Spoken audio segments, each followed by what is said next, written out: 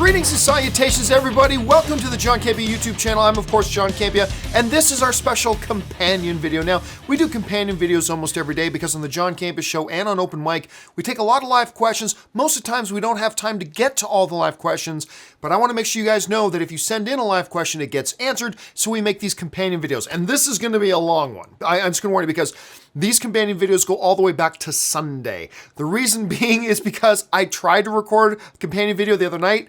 Turns out I didn't have the microphone turned on, so I got to take all those ones plus all the ones from today, and it's going to be a long one. So we're going to move pretty quickly, but we are going to get to all these questions. All right, let's get things started with this. ZCM Zombie Custom Maps writes, are you better at Fortnite or bowling? Yeah, because I've been talking on the show about I've been playing Fortnite. I suck. Oh my God, I suck.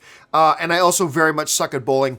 I'll actually go out on a limb and say I'm probably a little bit better at bowling than I am at Fortnite. So yeah, I'll go with that. ZCM also follows it up and writes, Brian Mills was Liam Neeson's character from Taken. Oh, I think that's right. I think there was a question in on Sunday about Brian Mills, and I said, I actually don't know who Brian Mills is. I guess he was Liam Neeson's character from Taken. There you go.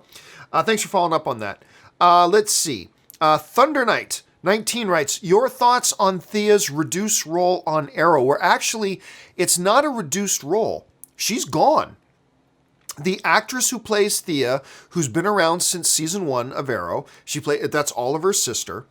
She has left the show. She's gone. That episode where she went off with to go look for the other Lazarus pits, that was her final episode. Now, whether she decides to come back sometime in the future, that's up in the air, but the showrunners have announced that she has actually left the show. So it's not a reduced role. She's gone. Now, this season, and I think a bit of last season, the actress did ask for a reduced role. She wanted to have more time off, and then just decided she didn't want to be on the show anymore. So yeah, she's actually gone. She's off the show now. ZCM Zombie writes, did you see the De Niro and Stiller bit on Saturday Night Live last night? You know what? I've had a ton of people asking me and telling me about that De Niro and Stiller sketch. I still haven't seen it. I will probably watch it once I get moved because Ann and I are moving this week. Once I get moved, I'll sit down and probably watch it at last. Brian Esparza writes, who do you think is better, Tarantino or Nolan? I'll go Nolan. They're both great. They're both great. It still feels to me like Tarantino only knows how to direct a Tarantino film. Do you know what I mean by that? Like, every Tarantino film is so distinctly a Tarantino film. You can just kind of tell right away, this is a Tarantino film.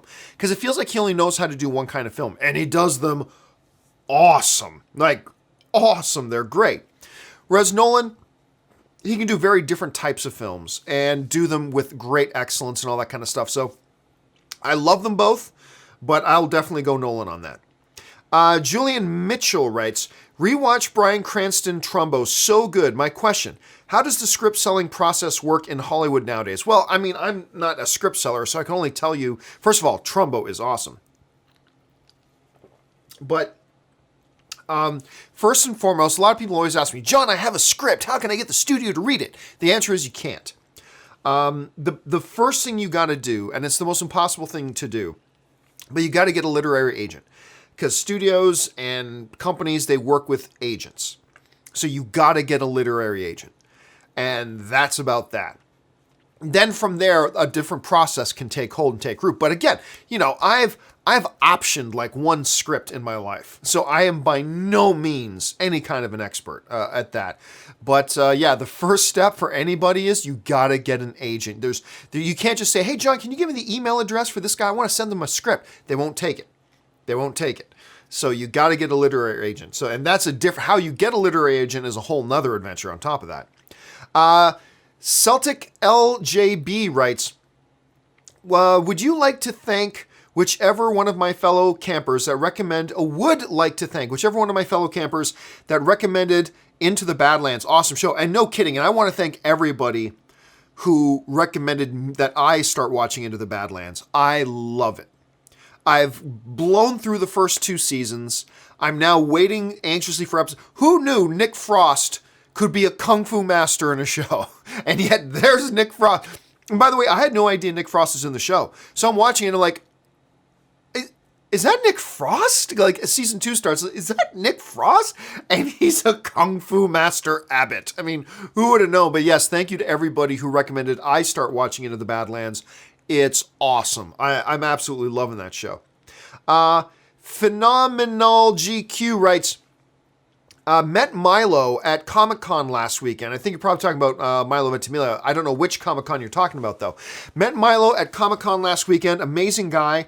Got a chance to mention how he introduced you to Anne. Oh, yeah. We spoke for about 15 minutes. Thanks for providing that connection and for the amazing content. Well, thank you so much, man. And look, just to be very, very, very clear here, like Milo he's the one responsible for me meeting Anne. Like I didn't walk up and Milo go, John, I want you to meet Anne. No, see, I was throwing this party for Milo and for this production. Well, it was really for Mark and Brian. They were the writers and producers of the movie, but they wrapped up on this movie, and Milo was starring in it. And they had asked me if I'd throw a party for it. I said, sure. So I threw this party. Milo came, and Milo invited some people who were part of his online social network called the Divide Social Club at the time. And Anne was in that. And so I think he invited like 6 members off the DSC, the Divide Social Club, that were in the LA area, I think. And Anne was there, and she was there because of Milo, and that's where I met her. And then the first time I had communication with her was because Milo was on my call-in show the next day. And for those of you who aren't really sure who Milo Ventimiglia is, he was Peter Petrelli in Heroes, and he's currently like one of the biggest TV stars in the world right now on This Is Us. Anyway, so Milo came into my studio and was on my call-in show with me, and Anne called in to talk to Milo. Then she asked my producer if she could get my contact information because we had met the night before, and we went out on our first date like a few days later. Been together ever since. So yeah, Milo is responsible. Milo and Mark and Brian were responsible for me meeting Anne, and I'm always very, very grateful to him for that. Actually, Milo would have been at our wedding, but he was in Europe at the time shooting something, or else we would have had him at our wedding for sure. But yeah, so that's really cool you got to meet, and he is one of the best, sweetest, nicest, most authentic guys you'll ever meet in the business. Like, just super great guy. Okay, Brian Esparza writes, do you have a personal favorite actor or actress? Well, I mean, I think the best actor in the world is Daniel Day-Lewis, but apparently he doesn't act anymore. Favorite? Man, I don't know. I'd have to think about that. Probably, maybe Ryan Reynolds. Look, Ryan Reynolds is one of these guys. He's great at comedy. When there's this great movie he was in called Definitely Maybe, where he shows he's got dramatic chops as well. He should have got nominated for an Academy Award in Buried. So he can do really great drama. He can do comedy. He can do action. It's a couple of the Ryans. I'm a big fan of Ryan Reynolds as an actor. A big fan of Ryan Gosling as an actor. I think he's a spectacular actor as well. I don't know. I've never really thought about in terms of my favorite actors. I mean, there's many, many actors and actresses that I have a real appreciation for. And yes, both the guys I mentioned are Canadian, but that's a coincidence, I promise you. I'm a big fan of George Clooney. I think Clooney's a great actor. Chiwetel Ejiofor might be my favorite actor. Big fan of Chiwetel Ejiofor's. I'm a big fan of Djimon Hounsou. Just a lot of guys, but I mean, I've never really think of it in those terms, so it's difficult for me to say. Brian Esparza writes, biggest guilty pleasure film. Couple of them are Armageddon, the Michael Bay film. I love Armageddon. I won't deny it. And Vanilla Ice's Cool as Ice is probably my biggest guilty pleasure film. Man, I love watching that movie. Brian also writes, have you seen A Ghost Story? Thoughts? Yeah, I mean, that was a movie that was so full of itself. And I don't necessarily mean that in the worst of ways. I don't necessarily, but it was trying so hard to be profound. And it was trying so hard to be deep. And I don't know, for me, it just didn't click on all cylinders. I wasn't a huge fan of the film. I didn't hate it by any stretch of the imagination, but I wasn't a huge fan either. Phil Lee writes, you're in a nude scene with Jennifer Garner. What's worse, showing arousal or not? I'm sure actors go through this issue. I totally get the question, and I totally appreciate the question, but I'm not going to touch that. I'm not going to touch that one, Phil, but thanks for asking it. Krieger119 writes, She did hand wash laundry in A Quiet Place. My bad. Okay, so that comes from a previous question that got sent in saying, hey, big plot hole here. We saw her doing laundry. They had laundry machines and a dryer. How's that consistent with Quiet? And what I said in the show is, yes, but if you watch that scene again, you see her that she's using her hands to do the laundry. She's hand washing the laundry quietly. They didn't use the laundry machine. They didn't use the dryer because that would have been suicide in A Quiet Place. So apparently, Krieger, you recognize that too. So that's good. All right, let's move on here. Next comes to us from Karthik Rao, who writes, saw a special screening of Avatar. It was amazing to watch it on the big screen, and it reminded me of why it was such a big success when it came out. Avatar is a great film. And it is one of those films that's a great example of movies you really should see on the big screen when you get the chance. Like Civil War with the whole airport fight, anything Star Wars related, a lot of these big movies, but Avatar is a great example of a movie. Like, it doesn't matter how good your home theater system is, doesn't matter how big you think your TV is. Your TV's tiny, okay? Your TV is tiny. My TV is tiny compared to these movie theater screens, and these movies are just meant to be experienced on the big screens, and Avatar is definitely one of those. I'm a little bit jealous you got a chance to watch that on the big screen again. Jordan Bao writes, if the Fox deal goes through, do you think the current Deadpool crossing over with the Avengers would work? I have a feeling it wouldn't. It's difficult. I'm not quite sure how you do it. I have a much easier time seeing Avengers characters cross over into a Deadpool movie, because if you have this Deadpool in a movie, then the movie has to be built around Deadpool. The movie has to be built in such a way to facilitate Deadpool and the fourth wall breaking and all the other kind of stuff, right?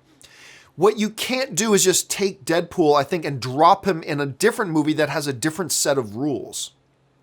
I don't know that you can do that. So I don't know that we would see, Deadpool as he exists now. And for all we know, it'll be a different Deadpool. Like, if this deal goes through, which it probably will, but if the deal goes through, it may end up being Ryan Reynolds. It may be a different Deadpool altogether. We don't know. But the way I feel about it right now is that this incarnation of Deadpool, the way they're handling Deadpool right now, which is perfect, has to be in a movie that is built around him. So you can bring other characters into his movie, and that's fine. But to take him and to drop him into an Avengers movie, I don't know that works. It's going to be one of the very many creative challenges that they're going to face at Fox and Disney if and when the merger happens. But, I mean, you can do them together. I just don't think, I only think it has to be in Deadpool's own movie, though, when they do it. But who knows? Maybe they'll come up with something really creative. Let's see. Brody Bradley writes, do you like The Awakening with Robin Williams? Yes, that's the one with Robert De Niro, right? I think it's the one with Robert De Niro. If it is the one with Robert De Niro, yes, I do like the film. I wouldn't say it's my favorite Robin Williams film, but it's really nice. It's got some great moments in it. It's got some sweetness to it. It shows the range of a Robin Williams, how great he was. My God, he was so fantastic. But yeah, I'm one of the people who like The Awakening for sure. Leader of Bats writes, is it true that let me try that again. Is it true that you need to have a Mac to get into creative type work because of Final Cut is much better than other software? No. And look, I'm a Mac guy. I'm totally a Mac guy. Now, but it's funny that I say that because out of my 4 computers, well, if you take my 5 computing devices, okay, I got my desktop, I got my main laptop, you got your cell phone, I got my main tablet, and I've got a secondary laptop. Out of all of my 5 computing devices, right now, it's this is my only Mac at the moment, is this MacBook Air that I use during the live show. It's my only Mac device right now. And yet I'm thoroughly a Mac guy, I really am. But you don't need a Mac. And by the way, no, Final Cut, forget Final Cut. For Final Cut, there was a time when it was becoming an industry. The industry standard now, I mean, is still Avid probably, and Premiere. Premiere is the software you should use. There's still a lot of people who use Final Cut, but Premiere, I think, is far more widely used now. And Premiere is a serious tool now. There was a day when Premiere was like the consumer level tool. But that was years ago. Like as of about 5 years ago or more, I mean, it became a more serious, like Hollywood films are now cut on Premiere. Many are. So Premiere is really one, and it does not have to be Mac software. Hey, if you can get a great Mac, and I would still say, even if you're on a Mac, you use Premiere. When my main desktop computer was a Mac, I was using Premiere. I wasn't using Final Cut. I used Final Cut a bunch of years ago. I got past Final Cut, and I just think Premiere exceeded it and went past it. But anyway, no. I mean, hey, if you can get a Mac, great. But otherwise, if you can get a good souped-up PC for a little bit less money, go that way too. The reality is this. I still find Macs to be the smoother, better machines. I just do. But the reality is they're so comparable now. They really are. And if you can do it on a PC, do it on a PC. Look, I got a really great deal on a very, very powerful desktop PC, so that's what I went with. Would I have preferred an equally spec'd out or more spec'd out Mac? Yeah, but at the time that would have cost me about $2,000 more. Today, not so much. But no, this is coming from a guy who loves Macs. It does not have to be a Mac. Does not have to be a Mac at all. You can totally do it on a PC. Now, if you want to do Final Cut, if Final Cut is the software you want to use, then you do need to have a Mac. Yes, but you're great on Premiere. You're just great on Premiere. Okay, let's see. Emis's 1985 writes, am I the only one that enjoyed Battlefield Earth? Oh, God. See, first of all film is subjective. If you loved it, that's great.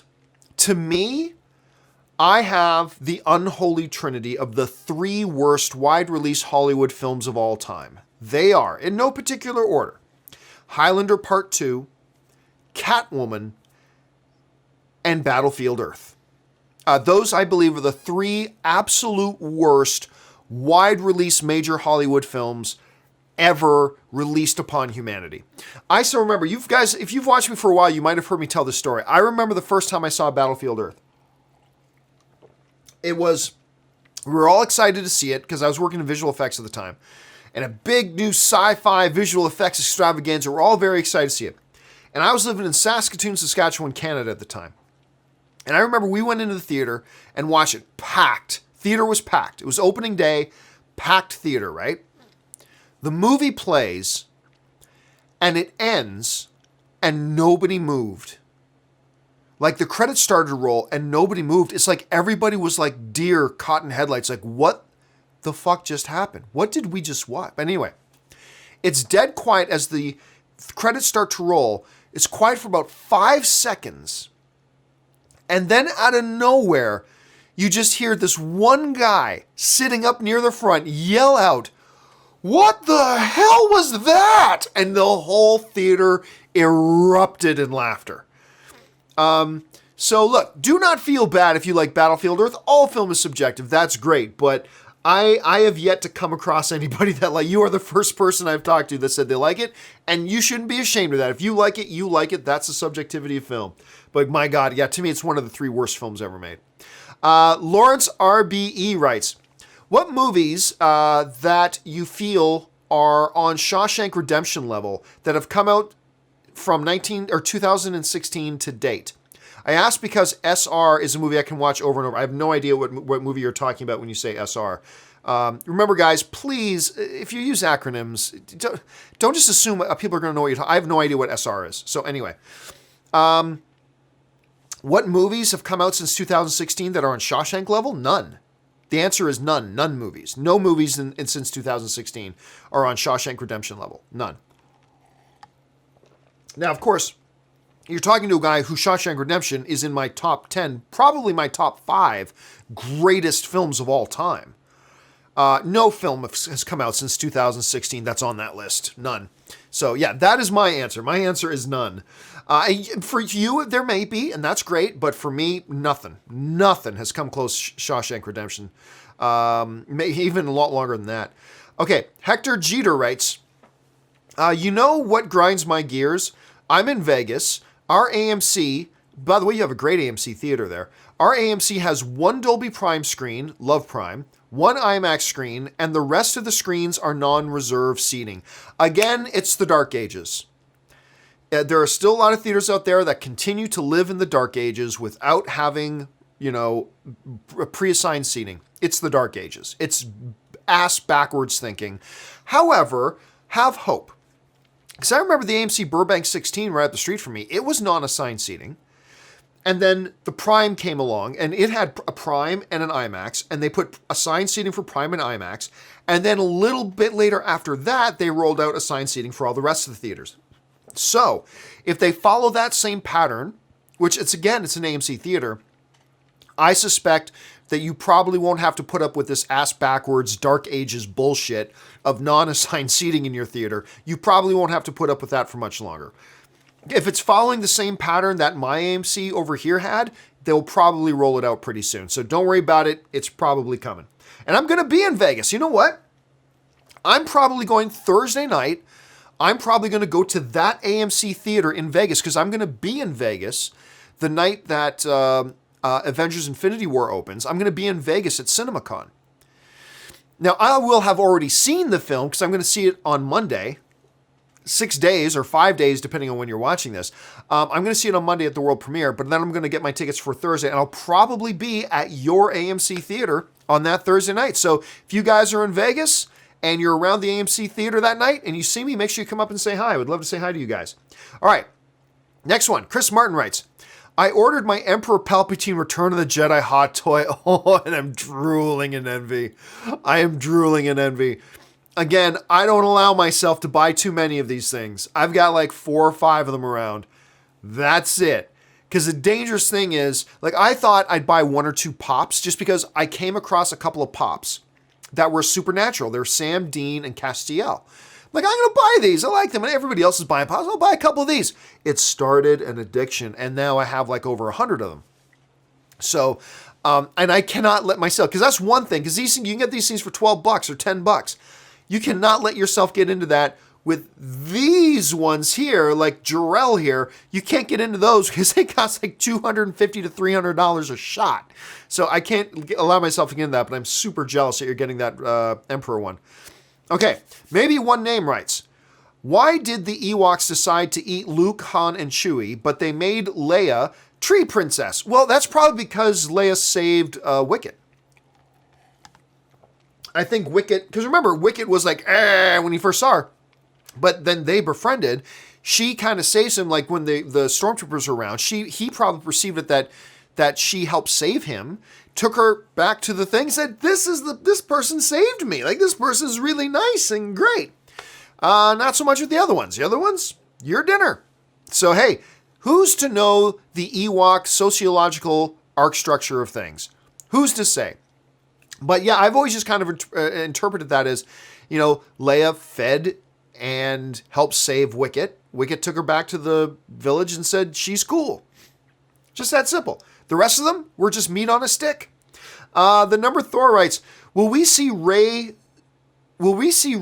star her own, I think he meant start, and Rey should be R-E-Y. Anyway, will we see Rey start her own Order of Jedi or Jedi like Order on the island where Luke lived to carry on his work and honor his memory? Guys, again, please be very careful. Pay attention to what it is you're writing because I have to try to read this on air. Will we see Rey probably start her own Order of Jedi or Jedi like Order on the island? You know what? Sorry, I'm not quite exactly sure. If you're asking if she's going to start a Jedi Order, probably. If she's the last Jedi left now, she's going to have to be the one that finds and gathers these kids across the universe like Broom Kid and others. Not that I think Broom Kid will be in Episode 9. But will we see that in Episode 9? Not really sure about that. I think she's got to deal with the First Order first. Brian Esparza writes, have you seen the Hotel Artemis trailer? Thoughts? Yes, and I've been talking about the Hotel Artemis trailer on the show lately. Jodie Foster, Jeff Goldblum, Dave Bautista, Charlie Day. It's a great cast.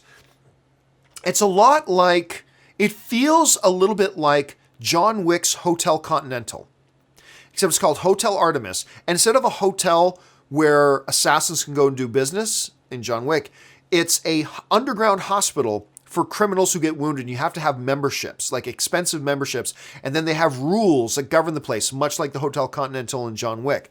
And Jodie Foster stars in it. The trailer came out, looks amazing. I've talked about it for the last couple days on the show. Go and check out on YouTube the Hotel Artemis trailer. I think you're going to enjoy it. Brian Esparza writes, do you think Villeneuve should be in the discussion for one of the best modern directors? He made amazing films like Prisoners, Enemy, Sicario, etc. Yeah. As long as you're talking modern directors, as in like the last 10 to 15 years. Is he one of the best of the last 10, 15 years? Yes. Is he in the discussion of the greatest directors of all time? No, he's not in that discussion yet. If he keeps this pace up for another 10, 12 years, that could very well change. But as far as, it all depends on what you mean by modern. Do you mean modern as in the last 2 or 3 years? Do you mean modern as in the last 50 years? I wouldn't put him in there the last 50 years, but like the last 10 years? Yeah, he's definitely should be in the discussion for one of the best directors of the last 10 years. He's got an incredible track record. And he's not showing any signs of slowing down. So yeah, I think he would need to be in that discussion. Not greatest of all time, but in that discussion the last 10 years? Yeah, I think he should be in that discussion for sure. Number Thor writes, thoughts on the movie Safe House with Ryan Reynolds? If I'm not mistaken, that's the one with Denzel Washington, right? Let me just bring that up quick. Safe House, IMDb. I do believe that's the one with that he did with Denzel Washington, if I'm not mistaken. I'll find that out in just a second. But if it is, then yeah, it is the one with Denzel. Yeah, I liked it. I thought it was fun, actually. It was pretty good. You know, it's one of those films, too, that I realized wasn't very well, like, widely loved or anything like that. And I watched it, and I was like, hey, this, because it looked like a throwaway movie, to be honest with you. Like, the marketing, even though you had Denzel Washington in it, it still kind of looked like it was going to be a throwaway movie. So I watched it, and I was actually really pleasantly surprised by it. I dug the movie myself, personally. So, and Brendan Gleeson was in it, and I love him. Okay, maybe one name writes, do you think the MCU needs a Captain America, or could it just go without for a while? I think there are enough characters that there's no need to make someone else Cap if Steve dies. Same for Iron Man. Well, here's the thing. I have this discussion with people all the time. If Chris Evans, a.k.a. Steve Rogers, dies or leaves, then Captain America's gone. Well, John, what if Falcon, or what if Bucky? No. They're not Captain America. They may put on the costume, and they may call themselves Captain America, but they're not. Steve Rogers is Captain America. Captain America is Steve Rogers. Steve Rogers is Captain America. Captain America is Steve Rogers. Yeah, somebody else can put on the suit and pick up a shield, sure. And you can say, I'm called Captain America now. Fine, you can do that all you want, but you're not actually Captain America. Because Captain America is Steve Rogers. Steve Rogers is Captain America, and you're not Steve Rogers. Sorry, Bucky. Sorry, Falcon. You're not Captain America. You can put on the costume, you can call yourself that if you want, but you're not him. You're somebody else who's wearing the same costume, but you're not him. Does the MCU need somebody running around calling themselves Captain America? No, it doesn't. I think it needs Captain America, but I mean, look, if they decide to go in a different direction, they can go in a different direction. If they want to make Bucky Captain America, they can. If they want to make Falcon Captain America, they can. If they want to make M'Baku Captain America, they can. It doesn't matter, but it doesn't matter because they're not actually Captain America. They're Bucky. They're Winter Soldier, or they're Falcon, or they're M'Baku. They're not Steve Rogers. So I don't care. You can put, lipstick on a pig and call it Edna if you want. Doesn't matter. It's still not Captain America. So anyway, no, I don't think the MCU needs somebody else just to put on the costume and call themselves, hey, everybody, no, I'm Captain America. Sure you are, buddy. Sure you are. Anyway, let's see. Murray for Us writes, just realized that Luke Skywalker's story begins with Leia sending a projection of himself asking for help and ends with Luke sending a projection to help Leia. Actually, Mary, you asked that exact same question on another show that we've already addressed that before. There are massive differences. One, Leia did not send that message to Luke. She had never heard of Luke. She met him briefly when she was born, but that's it. She was sending that message to General Kenobi. That's who that message was going to. So it wasn't a message meant for her. I mean, it's still kind of a neat sentiment, but it's not exactly how it worked out. Hector Jetter writes, "Hey Gio, what's your thoughts on Supergirl? Superman in Supergirl, Captain Buckles, Gangster Squad, Iron Spider, a Star Wars story title, and ketchup on eggs. LOL, just kidding. Love your content, my friend." You pretty much summed up just about everything I hate.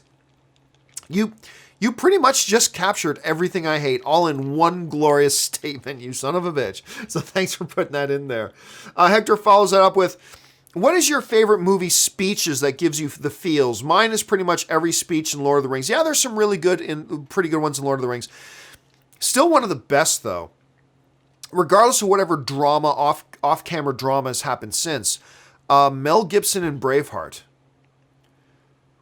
"Would you trade it just for one chance? One chance at freedom?" Anyway, that speech that he gives riding up and down, he's 10 feet tall. Aye, 7 feet tall and shoot fireballs out my arse. All that kind. It's such a great speech. One of the truly great speeches, I think, in Hollywood history. So when I think of great, inspirational, big speeches in a movie, that's usually the first one that comes to my mind. Hector writes, "What's your thoughts on D-War? Such a bad movie." It is a bad movie. Again, and I was so excited because if I'm thinking of the right movie, the one with the dragons and all that kind of stuff, and wasn't Ice Cube in that? One second. Let me look that up. Somebody like that was in D-War. Dragon Wars, D-War. Who was in that? Who am I thinking? No, it was Craig Robinson, not Ice Cube. So it was Craig Robinson. And I was excited that Craig Robinson was in it because I like Craig Robinson. Oh my God, that movie's so bad. That movie's so very terrible. With one of the worst looking posters ever. Of all time, one of the worst looking posters. Just terrible movie. Why would you make me think about that movie, man? Okay. Brian Esparza writes, "Absolute most atrocious movie in recent memory." Oh gosh. There's lots. I don't know. I'd have to sit down and play. Whether you want to talk of the most recent Transformers movie, what was it called? Snowman, the Snowman Killer, whatever it was, with Michael Fassbender, another stinker from Michael Fassbender. And I love Michael Fassbender, but he's been appearing in some just pieces of garbage movies lately. Emoji Movie is horrendously offensive. Another Michael Fassbender one, Light Between Oceans. I'll probably say Emoji Movie, Snowman, and the last Transformers movies. Oh God! Then another Michael Fassbender one, Assassin's Creed. Oh my God, that was brutal. But okay, I'll stick with the three. I'll stick with Snowman, Emoji, and the last Transformers movies are the ones that come to mind. Metal Vegan writes, "Hi John, you can get the original Star Wars theatrical DVDs on eBay. It was the 2005 2-disc edition with the gold label bars on top of the DVD cover, but they are around $35 to $50 a piece. I bought mine when they came out." Yeah, I remember those being out there. One of the things you'll never get those Blu-rays. Somebody can do a transfer and all that kind of stuff, but it's not the real thing. Because, Lucas will never let those ones go to Blu-ray again. So that's probably never going to happen. But yes, there are rare bits of gold out there that you can find them on DVD. Metal Vegan writes, "Also, Andre documentary made me cry. It's amazing and sad." Yeah, I still have, again, I probably won't get a chance to watch it till after me and Ann make our move. But the Andre the Giant documentary on HBO, I have been dying to see it. Everybody's been telling me it's so good. I cannot wait to watch it. Thanks for mentioning it. The Mono Report writes, "Hey John, are you excited for the new God of War?" Well, it's kind of funny. I'm not a console player. We've been talking about this on the show a bit lately. I'm not a console player at all. And I wasn't even giving the new God of War a second thought. But I've had so many people telling me how excited they are. And then I'm reading these game reviews. And one of the, I think it was IGN. Said it was the highest rated game they have ever rated. I'm okay, that's pretty high praise. So all this talk has got me thinking about maybe picking up a PS4. See if I'll talk to Ann, see if she'll let me. Picking up a PS4 just so I can try this game. And again, I'm not a console player. I'm a PC player when I play my games, but I am pretty excited to try that out. Okay, Marlon Cool Kitten writes, thoughts on New Girl? Did you see the newest episodes? Well, I like New Girl. Here's the funny thing. The seasons I didn't like were the seasons when Jess and, why am I forgetting his name? Oh God, now I'm feeling, a New Girl. I'm forgetting the boyfriend's name, like the guy played by Jake Johnson. I'm forgetting, I can remember the actor's name, I can't remember the character's name. Hold on a second. Nick, right, of course. So the season that I did not like, and the episode was when Nick and Jess are actually together. When they were together, the writing went to crap. And then they broke up and the show got good again. Now, in their final season, it's 3 years later and they're back together again. I have not loved what we've seen so far. Sorry, I think they're one episode in. I did not love the season premiere. Didn't love it. It had its moments. It definitely had its moments. But in general, didn't love it. So I don't know if it's that the whole curse that when you have Jess and Nick together, the show doesn't work. And don't get me wrong, I cheer for Jess and Nick to end up together. But for whatever reason, when the two of them are together, the show doesn't work. When they're broken up and they're not boyfriend-girlfriend, the show works. I don't know why that is, but that's kind of my feelings on it. But when that show is on, when that show is firing on all cylinders, it's hilarious. And I love a lot of the characters in it. The Schmidt character is a fantastic. So many of the characters are great. So I'm a fan of the show, but I just didn't love the new season premiere. Let's see. Royce Freeman writes, what do you think of Snyder Cut being given release officially in November this year? If you already answered, what show can I find it on? That is not true, Royce. I don't know who's telling you that. I don't know where you think you heard that, but that I can absolutely assure you that is absolutely false, not true. Chris Warden writes, if my math is correct, it looks like Rampage needs to make about 450 million worldwide to be considered a success. Is that still possible at this point? Well, that's a good question. Let me pull it up here. Let me pull up the Rampage box office. So Rampage had a budget of $120 million. So, yeah, you're probably looking around... you know what? Probably about 360. I'll go 360. I think to break even, it just needs to make about 360, somewhere between 360 and 380, and I think it'll be okay. 450 million, they're in the clear. I mean, they're well into the black. They're out of the red, well into the black. If you get to 450, that's great. Right now, just after its first weekend of release, it's already made 154 million worldwide. Just after one weekend of release. I think it can get there. Yeah, I don't think it's going to have too much. It's possible that it doesn't, but I don't think it's going to be too terribly difficult for it to get there. If it's already at 154 after its first weekend, I think they'll probably be okay. It'll probably be okay. Let's see. Next one. Quijano89 writes, if given the chance to own a functional speeder bike, pod racer, or land speeder, what would you pick? Speeder bike. Because it would probably be the easiest to maneuver and handle. Don't laugh. That's how my mind works. Like, I'm thinking, how will I get around how will I get around the streets of Burbank? Easiest would be a speeder bike. They're fast, they're nimble, and you don't have to worry about traffic all that much. So I'm going to go with speeder bike. All right, let's move on here. And we go up to Suburban Nerd who writes, Dom versus John Campia. Who wins? Correct answer. I'm John Campia. By definition, I win. LOL, now shut up, sit down, and drink your soup. Well, just to correct you mildly there, it's I'm John Campia. By nature, I win. Not by definition. By nature, I win. And now, shut up, sit down, and eat your soup is the other thing there. So maybe you'll see it come in. By the way, guys, gonna let you know, I've got a line on doing some merchandising now. So I will make an announcement in the coming weeks, but it's coming soon. Merchandise is coming soon. I know you guys have been asking for it for a long time. It's finally gonna be coming. Darth Impact writes, hey, John, what game of poker do you prefer? 5-card draw or Texas Hold'em? I am exclusively a no-limit Texas Hold'em player. I play that in the cash games, and I play that in tournaments. I only play No Limit Texas Hold'em. It's the only game I play. I don't play any other kind. None. So, yeah, that's it. That's the one I like to play. Okay, let's see. Next one comes to us from Damon Morton, who writes, "Hey, John, what's your favorite score in a superhero movie? Mine is from the submarine lifting scene in X-Men First Class. Also, favorite score from any movie." Well, favorite score from any movie is obviously Imperial March from Empire Strikes Back. Or as some people call it, the Darth Vader theme, but it's the Imperial March. It is a bum bum bum bum bum bum bum. It's the most iconic music ever. So that one for sure. Best superhero one?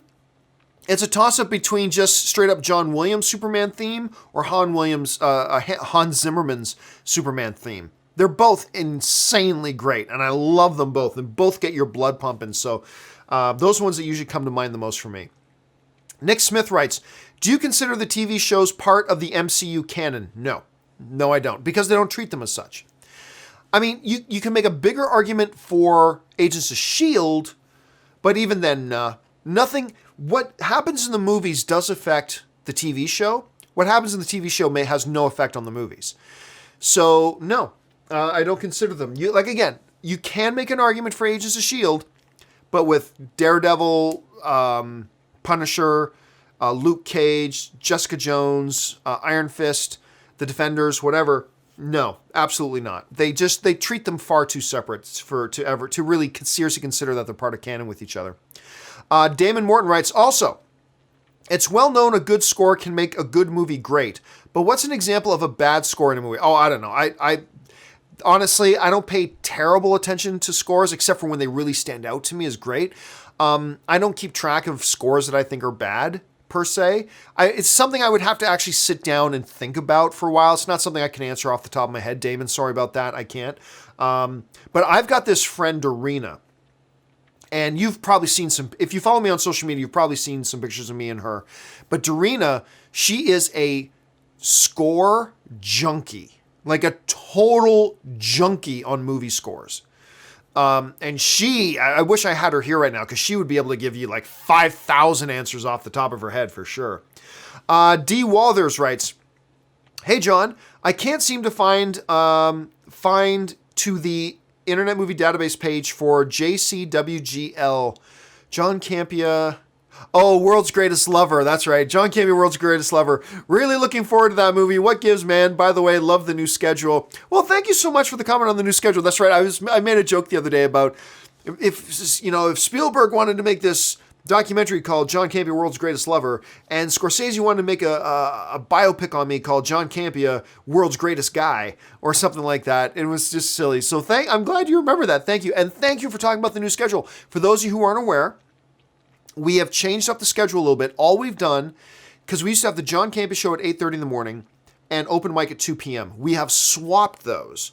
So now open mic is at 8:30 in the morning and John Campea is at 2 p.m. And the great thing about having the John Campea show, which is our news show, where we talk about the movie news that day, is that by being at 2 o'clock in the afternoon, we can actually talk about movie news that day.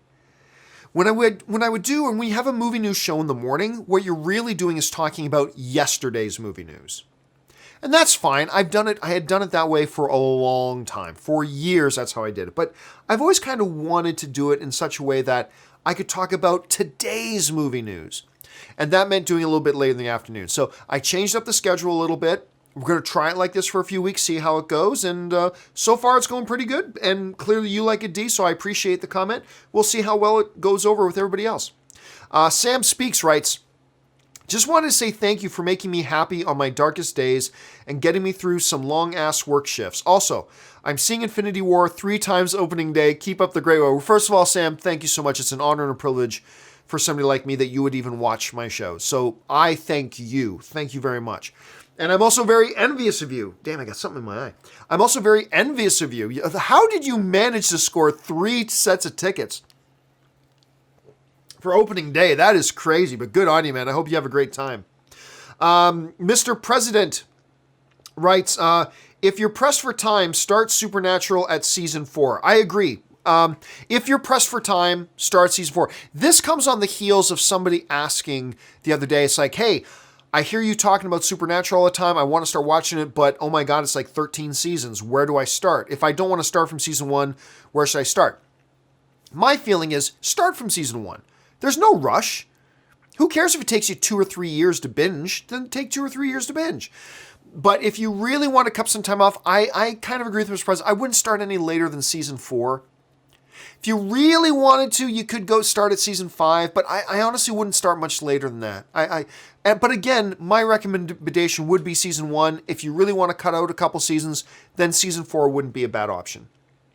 Robert Benham writes, have you been back to Halifax since moving away? I went to Halifax. Last time I was in Nova Scotia was 20 years ago. Maybe 20 years ago. Yeah. It's been a while. It's been a long time. I still got family there. My nan's still there. I got to go to Halifax soon. I do. I have to go sometime. It's where I was born. I was born in Halifax, Nova Scotia. And yeah, I really should go back there. I mean, home for me is Hamilton, Ontario, Canada. That's home. And I have a hard time talking about home without getting missy. I miss home. I miss home. Don't get me wrong. I love Los Angeles. I love Burbank. I love Hollywood. I do. I love being here. It's great. But if all other things were equal, I would move back to Hamilton like that. Like in a heartbeat, I would move back to the Hammer. I miss my family terribly. Anyway, yeah, I would love to move back. But, I love my wife. And my wife has a career here. And I am supportive of my wife. So this is where we're staying, at least for the near future. But we'll see. I'm looking forward to going back. Twygriff writes, I'm worried that a major character death at the start of Infinity War will feel like Alien 3. Would put me in a bad mood. I'd prefer towards the end. Spare Loki. Well, yeah, but you look, you got to do what's best for the story. And as much as you and certainly I, don't want to see Loki die, if it is in service to the story and it serves the narrative and it contributes to the overall story, then I'm all for it. And if that means it's got to happen in the beginning, because I got a feeling we're going to see somebody die beginning, middle, and end. Like I also starting to say maybe nobody important dies, but if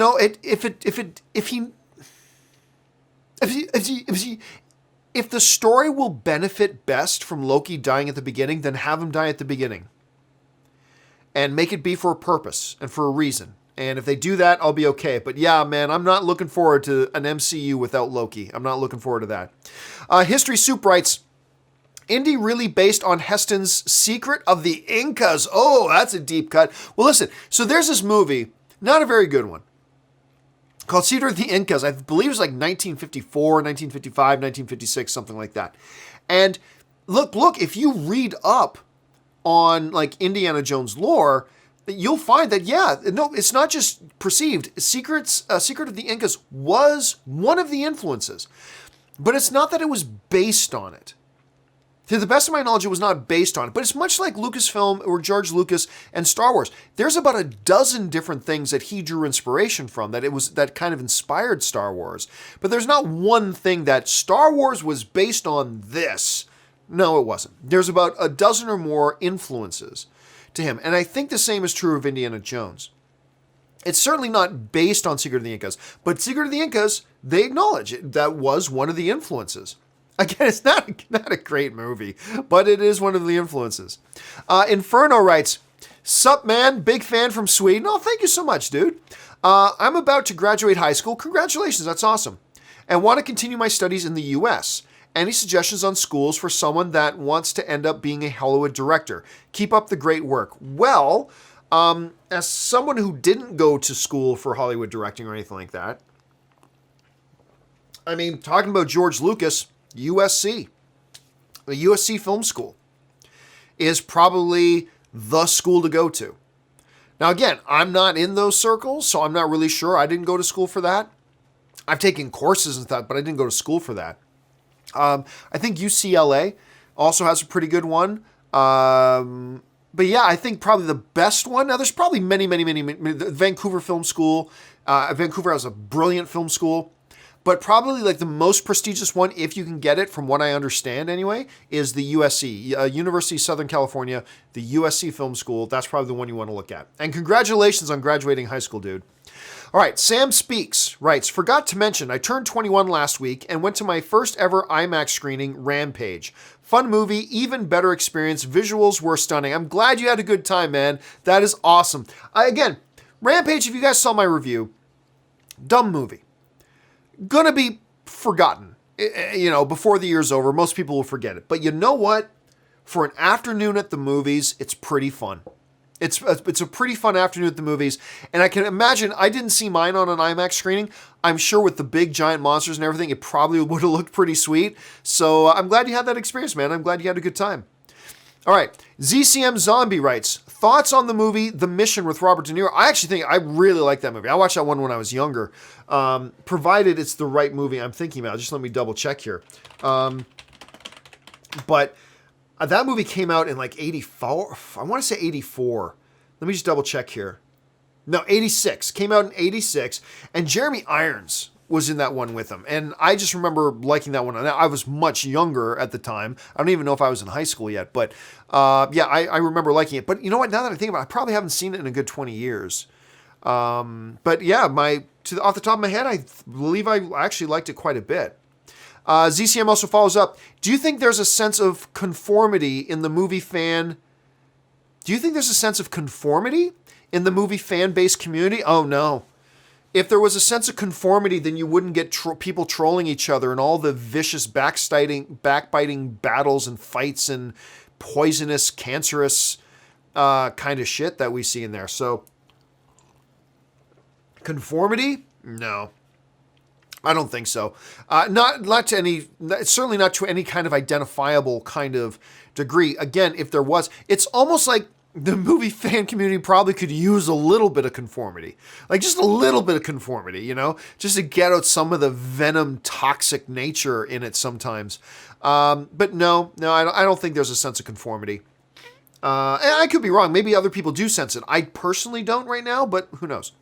Mr. President Roch writes, ever watch The Americans? Very underrated. I keep hearing that it's amazing. And how many seasons has it had? Like 8? 30? I'm not sure. But I've always heard it was good, but I've never gotten around to watching it. So there's a show I can get into probably at some point. Nathan Lip writes, hey John, I love your show. Thank you so much, Nathan. Do you think it's possible that Sean Connery comes out of retirement for the new Indiana Jones movie? Thanks. Well, no, because in the last Indiana Jones movie, Kingdom of the Crystal Skull, they said that he had died years ago. So the character's dead. So there's no bringing him back for that. So that's number one. Number two, no, I don't think Sean Connery. I don't want to start any false rumors because I don't know this for sure. I thought I heard that he's not in the best of health. It's what I think I heard is that he's not in the best of health anyway. But no, he's done. He's retired. I don't believe he's come back for anything. And even if he wanted to come back for the next Indiana Jones film, they said his character was dead. So that would prove to be a little bit difficult. It would be interesting to see how they would handle that. Let's see. ZCM writes, have you watched Conan's Italy trip videos? Nope. I don't even know what we're talking. Are we talking about Conan O'Brien? If so, I'll be honest with you, I don't watch Conan O'Brien. So no, I haven't seen those videos. A Dark Future writes, what do you think is to be expected in Daredevil Season 3? Ooh, well, I mean, obviously they've got to address the cliffhanger, if you will, of how, it ended in Defenders. I mean, they might want to go in a different direction, but I would love them to see them continue on the Elektra storyline. Like, where do they go from there? After what happened to them in the Defenders and the way that kind of ended, I got to see where they go from there. So I don't suspect we'll see Punisher back. Pardon me, unless it's maybe like for one episode or something like that. But I would suspect and I would hope to see more of a continuation of that whole Elektra storyline because I was fascinated with that. I'd love to see where they go from there. I just love that show, man. I just love that show. Royce Freeman writes, Being devil's advocate, which one do you find better? The theatrical or renegade cut of Highlander 2, which says they're from the past and not the Zeist? Well, anything would be better. I've never seen the renegade cut. I don't care. Highlander 2, one of the worst films ever made, which is really unfortunate because the original Highlander is one of my top 10 all-time favorite films. With the Kurgan, speaking of Sean Connery's in the original, of course, and in Highlander 2, but don't get me going on that. So I've never seen the renegade cut, so I really can't. All I could say is you could spit on the physical movie reel of the Highlander 2 and it would become an improvement. So I'm sure the renegade cut is probably an improvement. But I can't say that definitively because I never watched it, nor will I ever watch it. I'm not wasting any more of my life on Highlander 2. I don't care what version of it is. Trent Stewart writes, one of the risks I think Avengers 3 is running by being so secretive is a lot of fan ideas and rumors are so good, I think some may be left disappointed. Your thoughts? Well, then that's your own damn fault. I mean, that's seriously what I would say to anybody. It is fun to speculate and guess and develop theories. That's fun. But where you cross a line as a fan is once you get into that territory where you're going, oh, this is my theory, and now if they don't do it, I'm not going to like their movie. Oh, fuck off.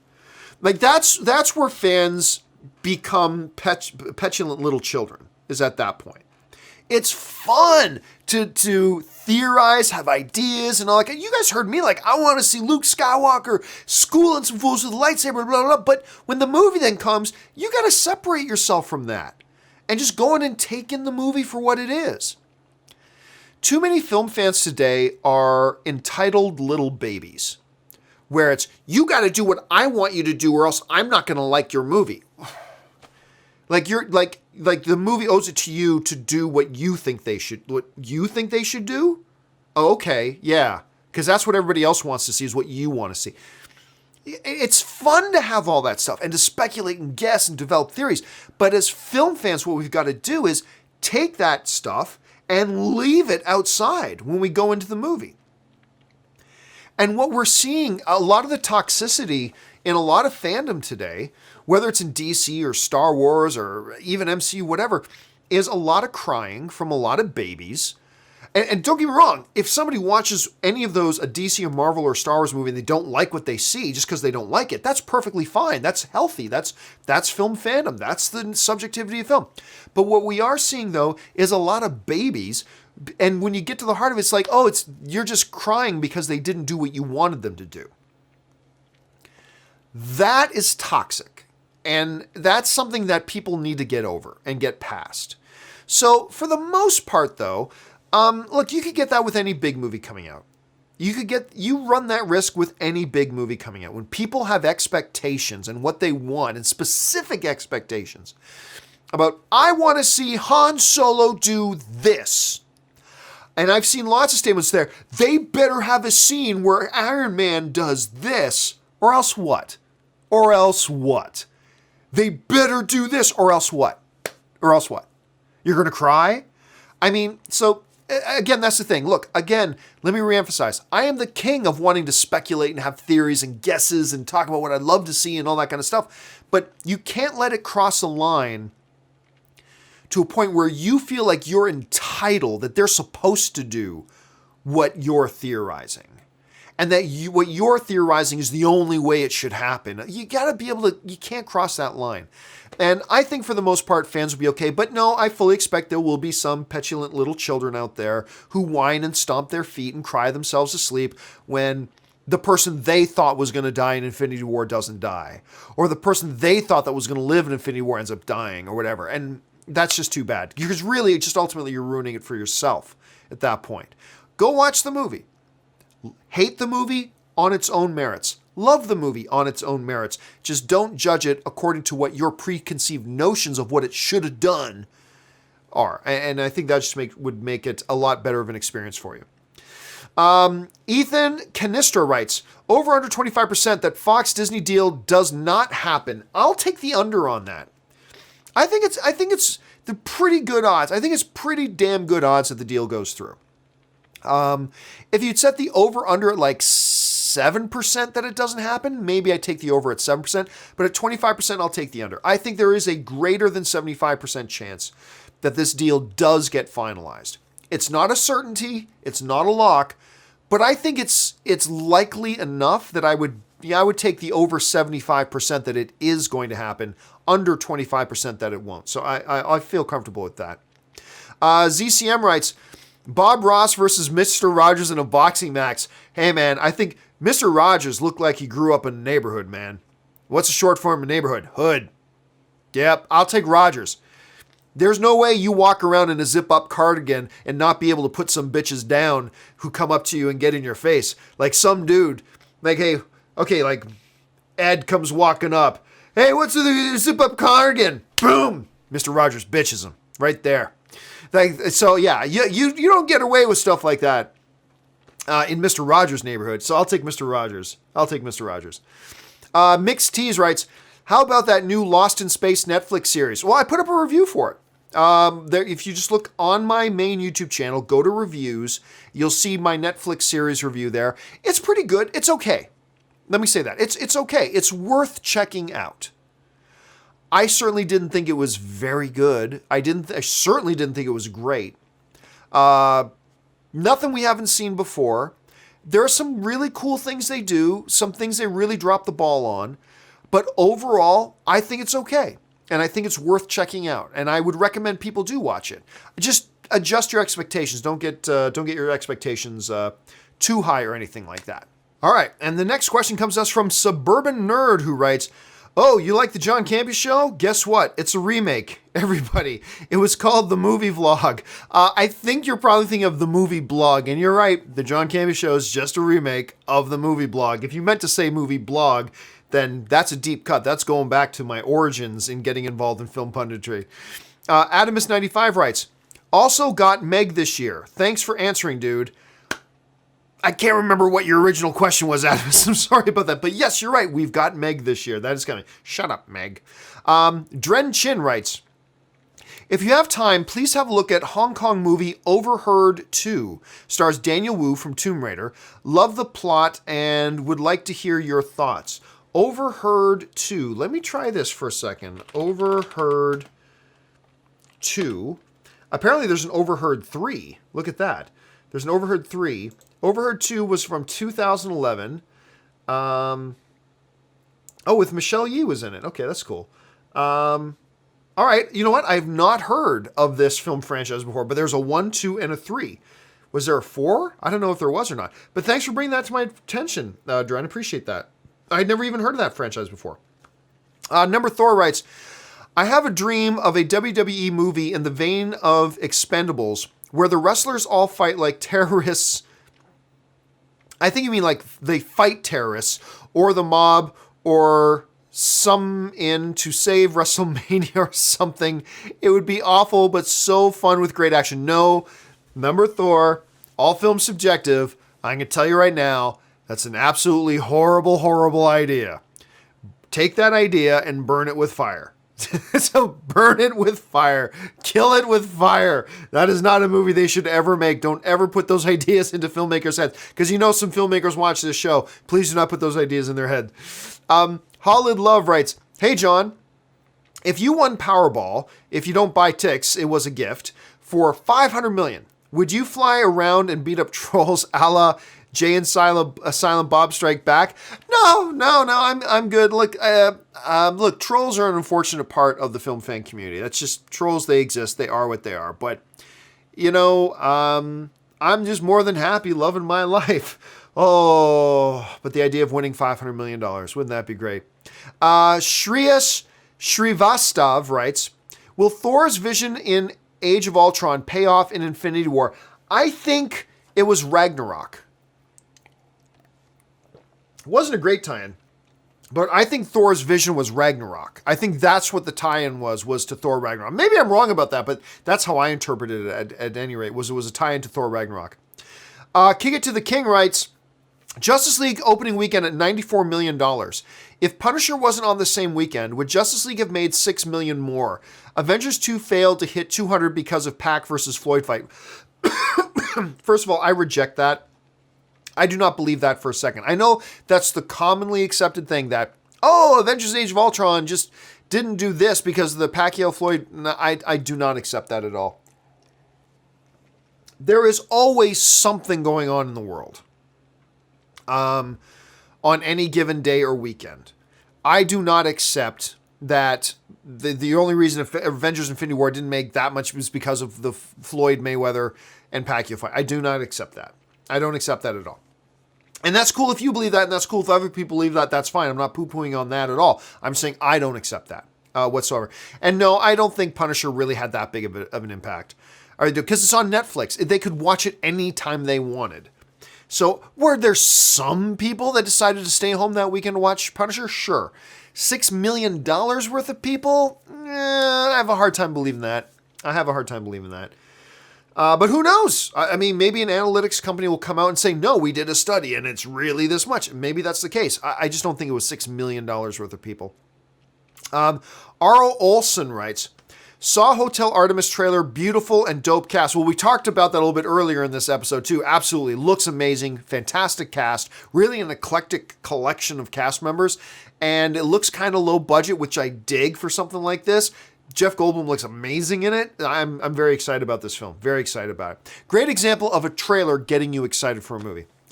Nicholas Priera writes, all informed people know that the Fox-Disney deal may not be conclusive, but I would not pretend that Fox bosses will not avoid too expensive or risky projects until summer 2019. Business as usual. Incorrect.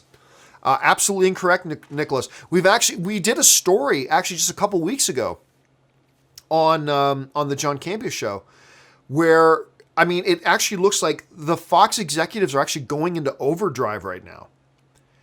Like trying to get as many projects into development right now as possible. So this, and including their comic book stuff, they are really going pedal to the metal right now, and greenlighting a whole bunch of stuff. So this notion that Fox executives are kind of being cautious, no, they are going full business as usual. They really are. And again, just from reading up on it, you'll see what I'm talking about. I mean, that's one philosophy they could have adopted, but they seem to have adopted a completely different philosophy, that they are staying very, very active. And that's the right thing to do. Look, people in business, particularly this kind of business, they know that what you have to do is just continue on business as usual. They know that's the case. People who aren't in these types of industry situations, that may seem like a weird idea, but believe me, they are going about business as usual. They are not going to worry about a merger or no merger, whatever. Their job is to do today's job. And that's what they're doing. And it almost seems like they're going a little overboard on it, but who knows? We'll have to wait to see how that all shakes out.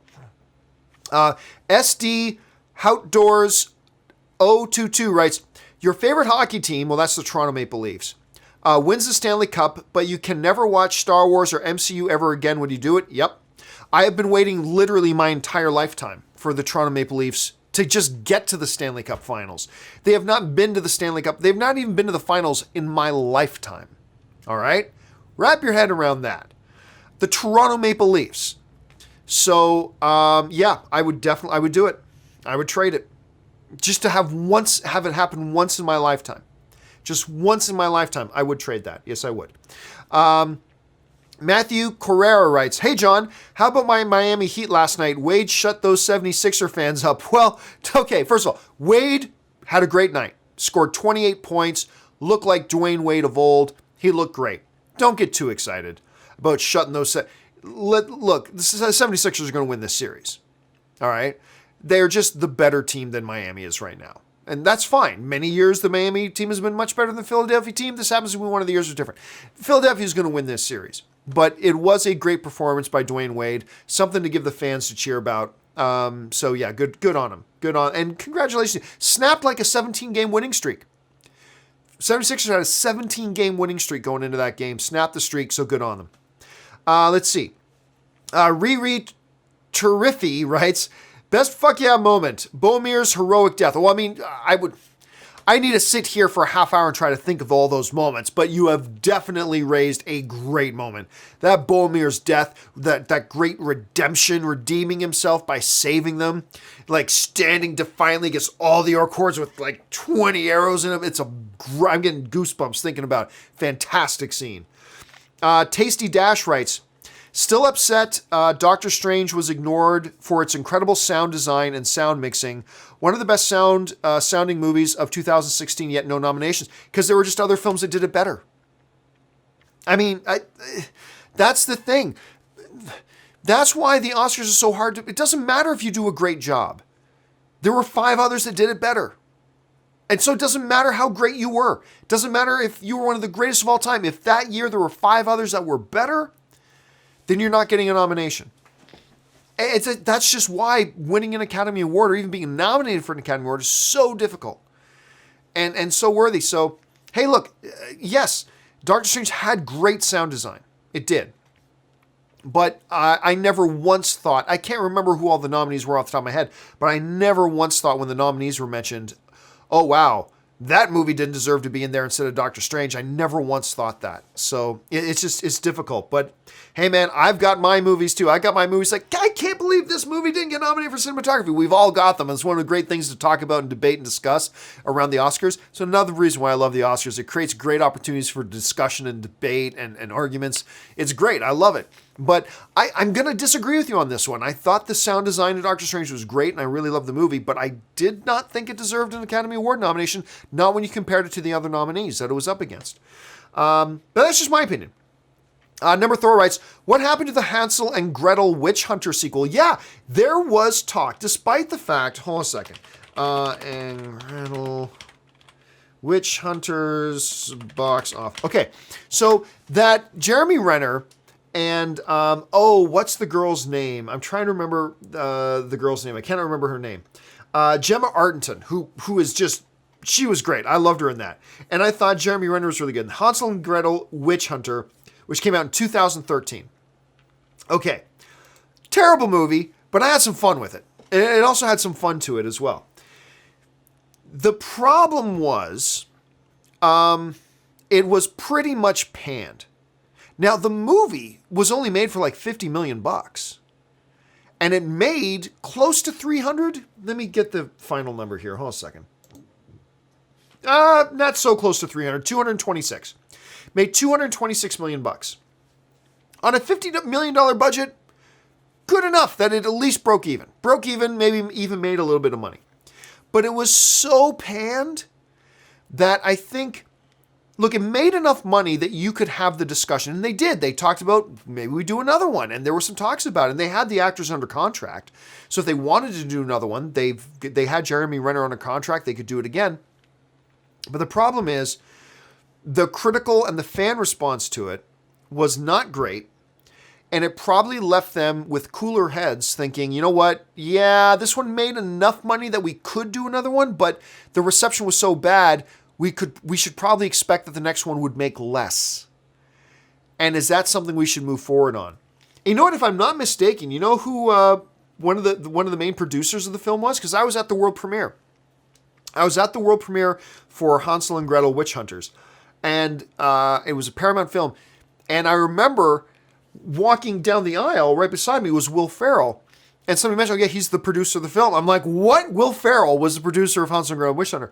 But yeah, what probably happened was they realized, nobody liked it, so we don't think these people are going to come back to watch another one, therefore we shouldn't do it, and so that's what happened to it. Joseph Rotoni writes, the biggest hurdle to bringing in mega villains such as Galactus to the MCU is licensing.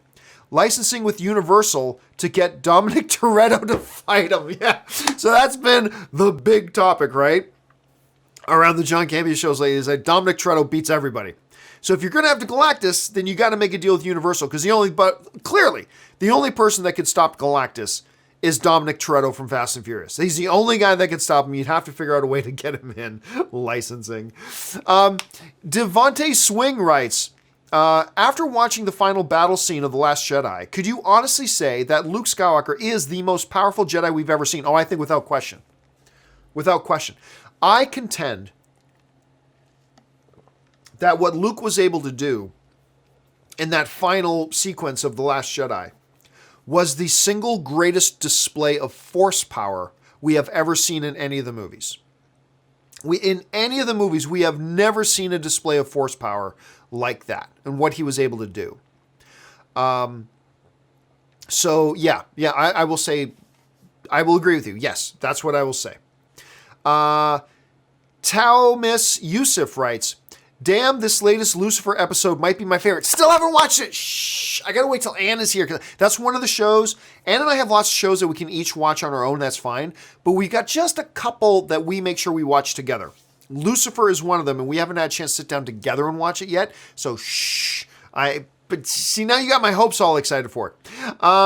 By the way, if you're not watching Lucifer, start from season 1, watch it. It's a wonderful show. Max Zwatch writes, do you watch Ray Donovan? As a matter of fact, I do. I think it's fantastic. Liev Schreiber and John Voight are amazing. Can't wait for season 6.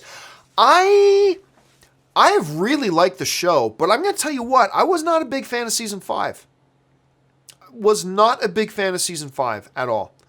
I found it kind of hard to get through it because I was binging season 5 and I found it tedious to get through it. I did. I found it was way too repetitive. Yes, I get it. He misses. It's just the stuff he's going on with his wife and all that. He misses his wife. I get it. Racked by guilt and all this. But it was a challenge getting through season 5. To be honest with you. So I hope season 6 can pick it up. I understand in season 6 they're moving it from Los Angeles to New York. So that's going to change things up a bit. And I don't know if John Voight's going to be in season 6. Maybe he is. I just haven't heard about it. But I do like the show. Love Liev Schreiber in it. I just wasn't a big fan of season 5. That's all. I hope season 6 can pick it up. Tinnis Flado Mendoza writes, I hated X-Men movie simply because Wolverine / Sabretooth didn't know each other. Big history in comics. Had to learn comics and movies are two different mediums. How did you learn this truth? I just knew it. I mean, it's different. And look, you got to get past that. Like, again, that kind of goes back to what we were talking about a little bit earlier, Tinoslato, is that you can't go into saying, the movie's got to do this. And, like, you know what? It's the movie. It's not the comic book. And like you said, you learn that lesson. I love the... Look, if you like comic book movies today, you get down on your hands and knees and you give thanks to the X-Men film. Because all the producers and everything in studios will say, the film that made everybody realize, that made the industry realize that you can do these films in a great way, make them great films, and the audience will respond to them. The comic book genre is a viable genre after all. It was the first X-Men movie. Some people try to say it was Blade. Now, Blade was around, but you talk to the producers. You talk to the studio execs. They all point to the same thing. What's the dude's name? The producer of The Dark Knight. Oh, now I got to look it up. The producer of the Dark Knight things. Let me just look up the Batman Begins IMDb. I can't believe I'm forgetting his name off the top of my head because I should totally know his name. Let me just get it here in a second.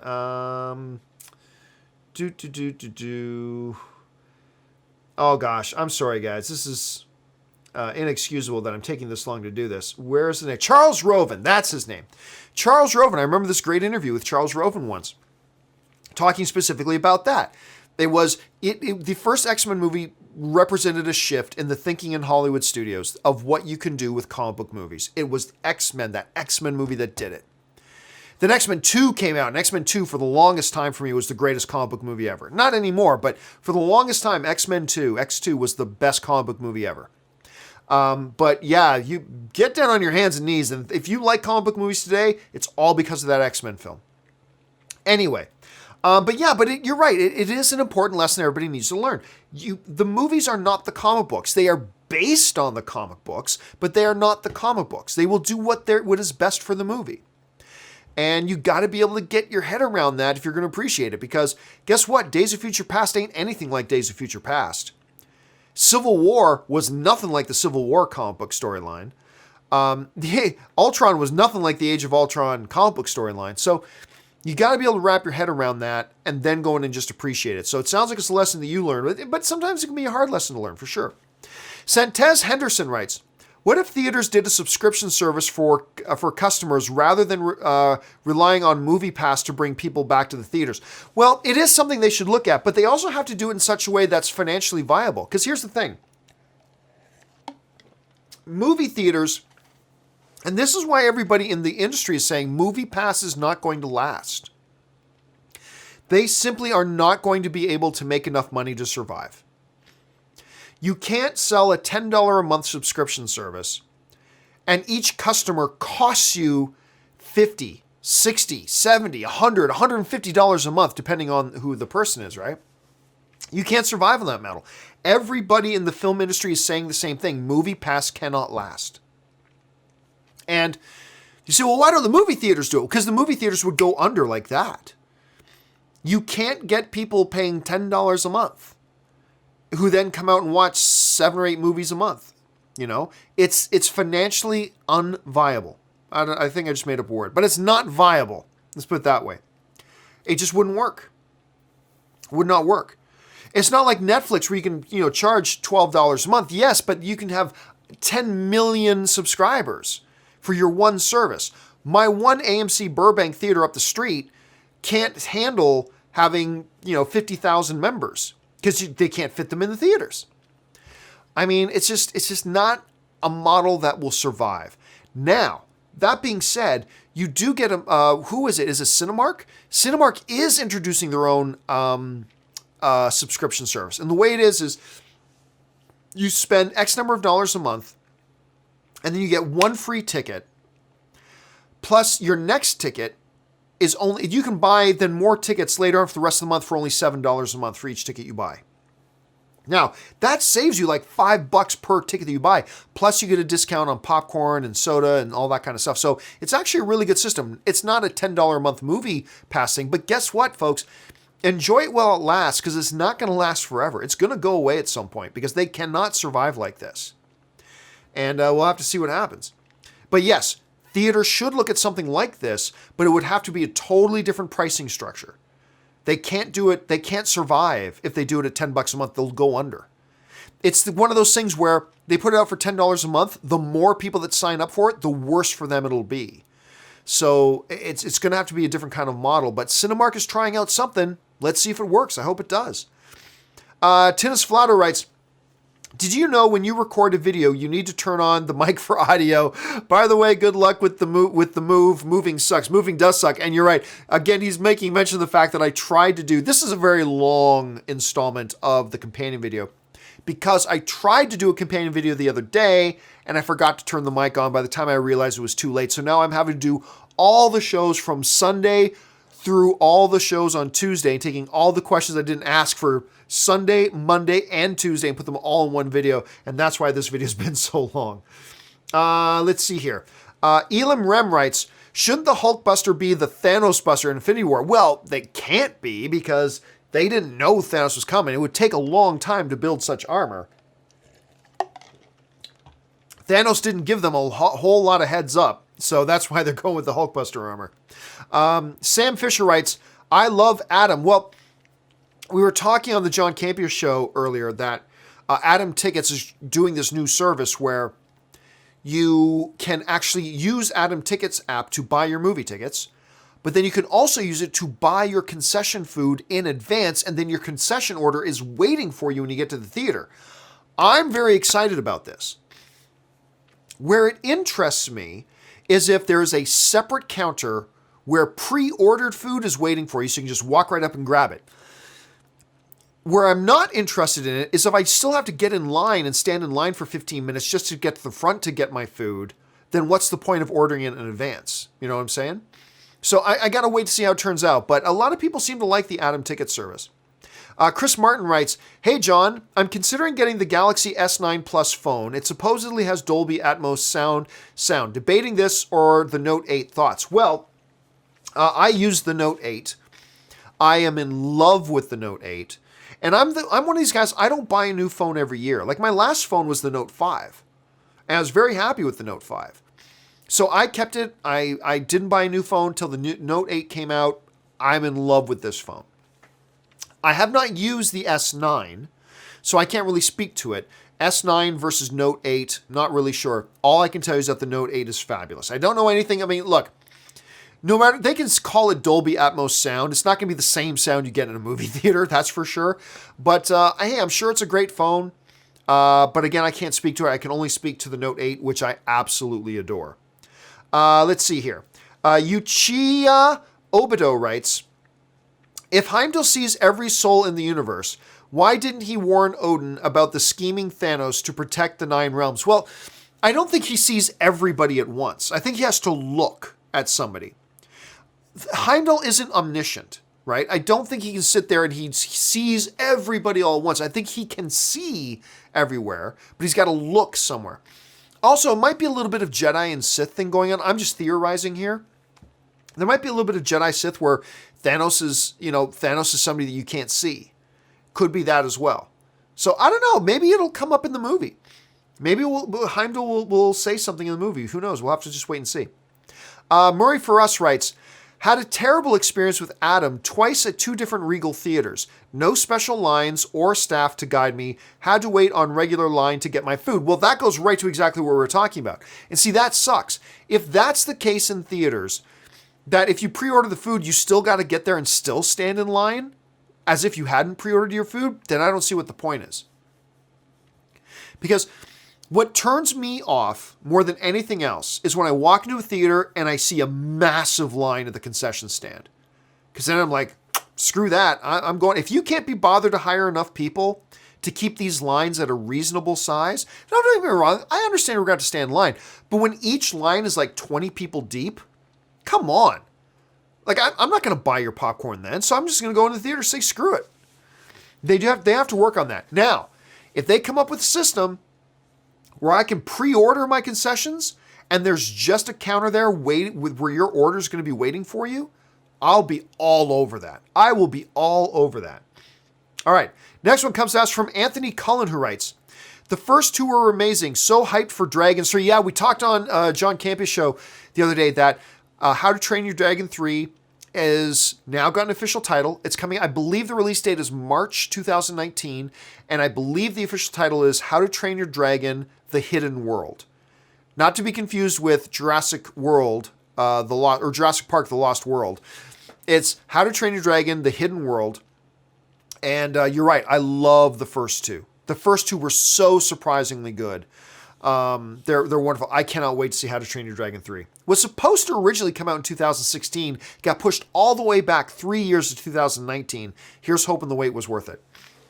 Darth Impact writes, hey John, I'm like you. I love Man of Steel, and I'm starting to think we're never going to get Man of Steel 2. Do you feel the same way? Yeah, I do. I'm not definitively saying we're not going to get it. I'm saying I'm starting to get a really sinking feeling in my gut about it. Because for a while I thought maybe the only reason they're not announcing Man of Steel 2 is because they're still doing this stupid thing where they're trying to hide the fact that Superman comes back in Justice League. And if that's the case, then as soon as Justice League is done, then they'll announce a Man of Steel 2. Justice League has been a while. And still no Man of Steel 2 stuff. I still don't think they really have their firm plans in place for DCU, but I am starting to get a sinking gut in my feeling that we may not get it. We may not get Man of Steel 2. Hope I'm wrong. Hope I'm dead wrong about that. Again, that's not based on any insider information. That's just me speculating. It's just a gut feeling. I'm starting to feel sick to my stomach that we may not get a Man of Steel 2, which would be a really damn shame. All right. Noodles54 writes, hey, John. Do you think that Armie Hammer can get another shot at playing Batman? Would love to know your thoughts. Keep up the great work. I mean, it's possible. It is possible. For those of you who don't know, George Miller was working on a Justice League movie round about the time that Christopher Nolan was still doing his Batman films. And in that film, in that Justice League film that George Miller was doing, Armie Hammer was cast to play Batman. And he was going to be Batman. Which makes The Man from U.N.C.L.E. really funny, because you got Armie Hammer and Henry Cavill. So you got Batman and Superman there. Anyway, so that's just kind of fun. It's possible. he's still connected. I mean, Armie Hammer has a great working relationship with Warner Brothers. It's possible we could see something like that. I wouldn't hold my breath. I don't think it's necessarily likely. But yeah, he would make a good Batman, I think. All right, and we move on now to the Halo Brony, who writes, what types of 3D glasses do American/Canadian use? In Sweden, they are electronic. Love 3D. Oh, I hate 3D. I'm glad you like it. Personally, I can't wait for 3D to die. I hate 3D completely. But there are several different brands. There's Real 3D. There's some other type of 3D. I mean, different theaters. There's different types of glasses. I think some are active, some are passive, not really sure. But there's a whole bunch of different types. There's no one standard version of 3D that I'm aware of. And God, I hate 3D. But hey, if you like it, you like it. That's great. Edward Bedor writes, which era do you consider to be the low point of the James Bond franchise and why? Moonraker point was pretty low. That for me, I mean, some people really don't like Octopus. Some people think like Octopussy is like the worst James Bond film. I get a real kind of twisted kick out of Octopussy. Not sure why. But yeah, for me, it's the Moonraker era. Zuza writes, hey John, would you like to see new movies about Alan Quatermain? Some time has passed since the first two movies. I mean, it's possible. It would be difficult to do an Alan Quatermain movie that doesn't look like it's just an Indiana Jones ripoff. I'm not saying, obviously, Alan Quatermain is not an Indiana Jones ripoff, but I'm saying it will be difficult to do it and not look like an Indiana Jones ripoff. So, look, if they did it, I would give it a shot, but honestly, am I jumping up and down for it? Yeah, maybe not. If I was a studio executive, I probably wouldn't greenlight it. But who knows? Maybe somebody comes up with a great idea sometime. K Major writes, idea for a shirt or mug.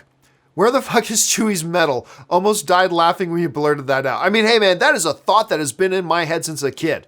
Where the fuck is Chewie's medal? Chewie deserves a medal. Don't give me this, oh, in the comic book they said this, oh, in this novelization. Don't give me any of that shit. Where was it in the movie? Where was it? Anyway, all that other shit, that was just covering the mistake they made in the movie, to me. Anyway, Unit 976 writes, Yuzang Vong are in Clone Wars, but it was canceled. Were they in Clone Wars? Are you saying, well, look, first of all, if they were never in episodes that actually aired, and I don't remember that ever being the case. Hold on a second. Let me see what I can find here. Yuzan Vong. It's a Star Wars thing for those of you who are wondering what the hell we're talking about. Yuzan Vong, Clone Wars. Okay, so there was unused art for something that didn't actually end up getting used. I'm not going to try to research it all here while we're live on the air, but that is something I will look into. Ray Aura. Ray, of course, is Ray, who does most of the graphics on my channel, and he's been doing graphics for me ever since the AMC days, and he is also my brother-in-law. He's Anne's brother. Ray Aura writes, have you ever stuck a fork in someone's milkshake? Have you ever stuck a fork in someone's milkshake while that person went to the restroom, for instance, at a Red Robin's on, let's say, a Sunday afternoon? So, me and Ray and our buddy Ryan, we went out to Red Robin. He ordered a milkshake, and then he got up to go to the bathroom or something. The milkshake came while he was gone, and it was covered with whipped cream on the top and little chunks of bread. I'm like, that looks good. So I grabbed my fork and just took a tiniest little bit of whipped cream with brownie. But clearly Ray is holding some kind of a grudge. But it was delicious. Keith Franklin writes, over under 25%. Ryan Johnson's trilogy goes way back to and starts with Jedi being gray. No. Depicts a schism which creates the Sith and the Jedi. No, I don't think that at all. I don't think they're ever going to touch on gray Jedi or anything like that. I don't think that's what they're going to do. So I'll take the under. I'll take the under on that. Asmer Junkie writes, have you heard about Stanley's family drama? Yeah, well, actually, people have been bringing it up like constantly on my show about the Stanley stuff. Best thing to do. It all stems from accusations of people are taking advantage of him and elder abuse and all this kind of stuff. And then him replying, Best thing for you guys to do if you don't know about what he's talking about, just hop online, look up Stan Lee, and look up the latest news stuff that's going on about him. That's the best thing. Instead of me trying to explain it, the best thing would be for you to look it up. And finally, the last question of the day, and then we are all caught up, comes to us from Adam Douglas, who writes, will the Movie Pass issue be a topic at CinemaCon? Ooh, so CinemaCon, I'm going to be in Vegas next week because of CinemaCon. Best movie thing convention every year. It's where all the studios get together with all the movie theater chains, and they talk about all the new technology in movie theaters, business practices in movie theaters, and the studios do these big showcases of here's all of our movies coming up this year, and really pitch them to the movie theaters because they want to get as many screens as possible. It's a great thing to go to. I love it. I love going to it. So I'm going this year. Will Movie Pass be an issue? You know what? I got a hard look, I haven't seen it on the official agenda, but I wouldn't doubt it if Movie Pass becomes, it's got to be a topic, right? It's got to be a topic. So that's a really great question. I'm going to keep my eyes open for that. And you know what? I'm going to be at CinemaCon. I'm going to be doing daily reports from CinemaCon, telling you guys about all the movies that they're showcasing at this thing. And if Movie Pass comes up, I'll tell you guys about that too. So keep your eyes open for that. Woo! All right, guys, that will do it for me for this companion video. We are now all caught up. I will try not to get this far behind again so these videos don't be this long as we go forward. Don't forget, guys, every morning, 8:30, Monday through Friday, we got open mic at 8:30 in the morning Pacific Standard Time, and at 2 p.m. Pacific Standard Time, that's 5 p.m. on the East Coast. We got the John Campea Show Monday through Friday as well. All right, guys, that'll do it for me for now. Thanks so much for joining me. This has been the companion video. My name is John Campea, and until my next video, bye-bye.